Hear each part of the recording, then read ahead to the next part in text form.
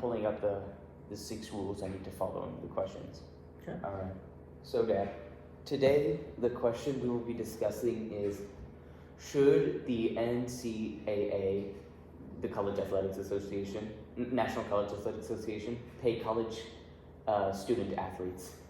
My position is no, and I'm here to discuss with you whatever your position may be this question. So, yeah, what's your position? I would say in general, for every sport except for football, I would guess, it's no. And I purely make that decision based on revenue. So like, I've gone to baseball games and I see like 20 people. And if each person's paying like $3, you're making $60. So getting a full ride scholarship is probably a fair deal. Now, if you go to like the SEC and they pack a stadium with 80,000 people and they sell, I don't know, hundreds of thousands of dollars worth of food and parking, they probably deserve money. So I think there should be some sort of scale. A hierarchy of some sort. Yeah, of some sort. All right.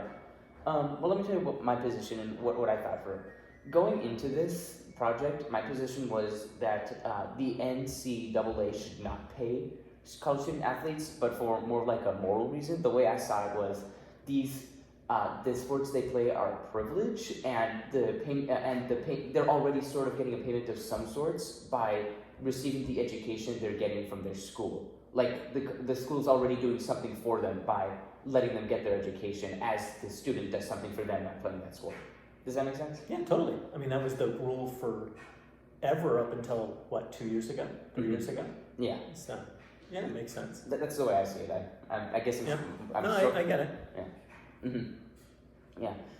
Do you think, to elaborate on your position for like how there should be a hierarchy of some sorts, do you think the same thing could be applied to something like basketball? Because like March Madness seems to attract a ton of crowds, for example. Yeah, and when I said a sliding scale, I think maybe you do all sports, and then you have the expenses of the sports, and then you have the revenues. And you're probably right, now that you mention it. I would think basketball is probably profitable. But, lacrosse probably is not. Bowling is probably not. Tennis is probably not. Cross country is probably not. Track is probably not. So, so whatever that formula that the governing body comes up with, I would think absolutely revenues, TV revenues, that type of stuff should play into it. Do you think part of the way this question should be solved should depend on like the area, because some sports are more popular in some areas and in some schools than in others? Or do you think this attitude applies? This attitude is more similar on a national scale than I think. I ask you this. No. It's a really good question, because the one thing that sticks out for me is like hockey in Minnesota. I never even knew hockey was a thing.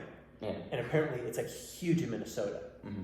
Like people will grow their hair the entire year so they can look cool during hockey season. Yeah. And it's a big thing.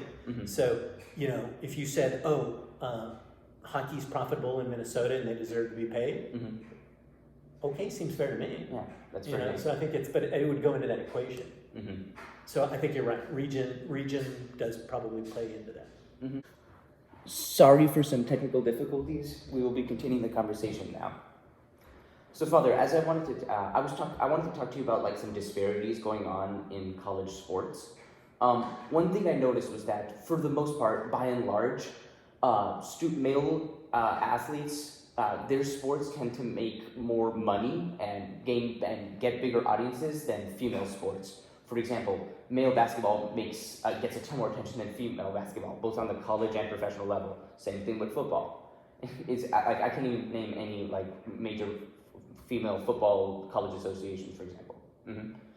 Do you think that if colleges were to start paying their student athletes, it would be seen as a sexist and therefore morally repugnant policy, because it would not apply to women in general? Because under your hierarchy analysis, only the sports with the most audiences would make money, and obviously women's leagues don't fit into that. Don't check mark that criteria. Do you think that would be sexist? What's your opinion on that? Yeah, I guess there's different ways you could do it. So the one I said is just pretty binary. You have an equation, and if you make more money than you spend, then the athlete should get a percentage of it. Mm-hmm. Now, another way is maybe you say the good athletes. So let's say you have an All-American female basketball player, but that sport isn't making a lot of money, but she still gets money because she's really good. Mm-hmm. You know, I guess that's the way you could do it is good players get paid. Another one could be is, okay, let's say at a certain school, the only sports that are making money are football and basketball men. Mm-hmm. But then you divide that for every athlete in every sport. Mm-hmm. So maybe, you know, I don't know, let's say it's $10,000 if you just paid football and basketball players, Mm-hmm. but now it's only $1,000, but everybody gets $1,000. All right. You know, so I think there's different ways you could do it. And I don't think there's any right or wrong way. Mm-hmm. There's just pros and cons to any choice that you make. Mm-hmm. Yeah. Another reason why I'm against paying college athletes, like right from the get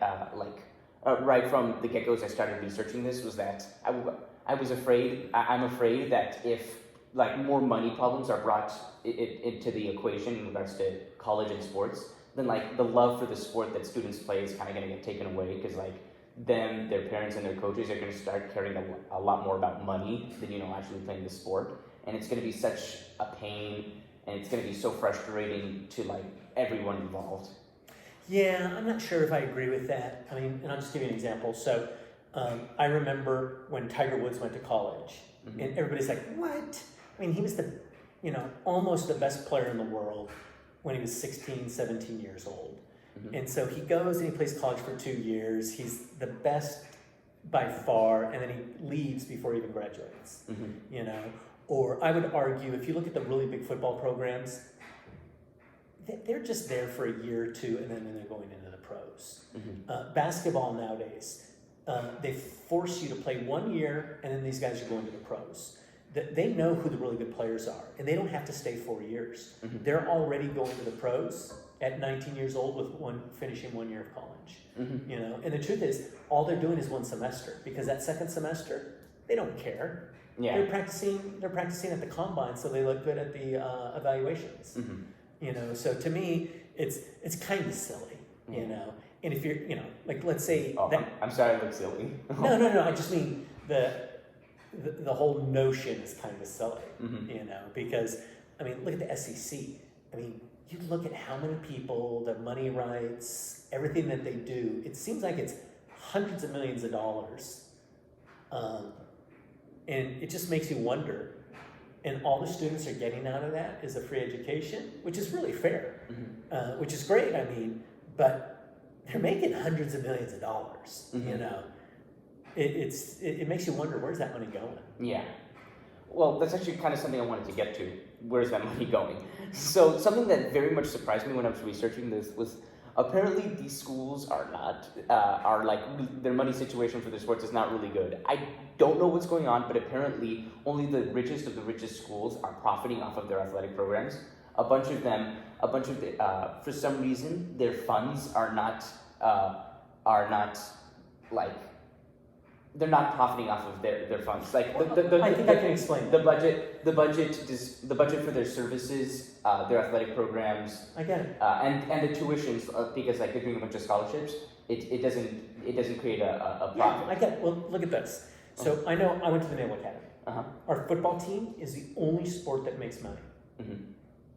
And if football doesn't make enough money, Mm-hmm. every other sport is losing money. Mm-hmm. Like the soccer team, nobody goes to soccer. Mm-hmm. So everybody's on a scholarship. You know, you got gas money, you got food money. 100% negative, every single sport except for football. So football has to make enough money to take care of all the other, 15, 20 other sports. Mm-hmm.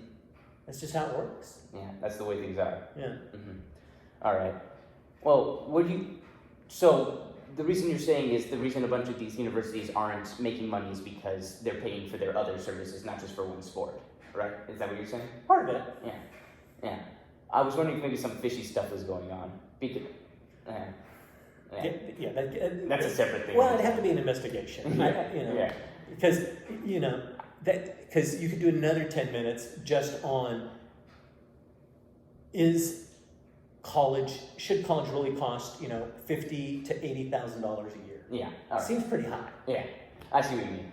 But my main point was something I'm worried about is if colleges start paying their athletes, then they might not be able to pay their scholarships for their students or like high quality services for their athletic programs. So I'm just worried about that there won't be enough money. Yeah, well, and I think that has to go into that equation. Yeah. Because you're talking about credits, making money, and debits, losing money. Mm-hmm. And if you're gonna change that equation and you're gonna start paying athletes, well, you're gonna have to figure out, okay, what other expenses do you have, and are all those being covered? Mm-hmm. All right. Well, before we end this conversation, I just want to say that I think you kind of changed my mind on how the most popular sports, the athletes there should make money, just so they can build and encourage participation and growth in that program, so that not only can money be made for the athletes, but also and for the school, but also more revenue can be made to pay for the other programs, so that people from other sports can play their sports as well with good quality athletic operational services. And I just want to thank you. And it makes you wonder. I mean, look at soccer. The best soccer players, they leave the U.S. and they go overseas because of these rules. Mm-hmm. They're making professional contracts the day they turn 18 and they skip college. Yeah. Tennis players, same thing. Mm-hmm. So it makes you wonder. If you don't find something to take care of the athlete, they'll leave. Yeah. So you need to figure something that works for everybody. Yeah, exactly. So I just want to say, thank you for participating in this conversation. You changed my mind on how some sports should make money, and thank you for your time and everything. Awesome. This was fun. Yeah. Take care.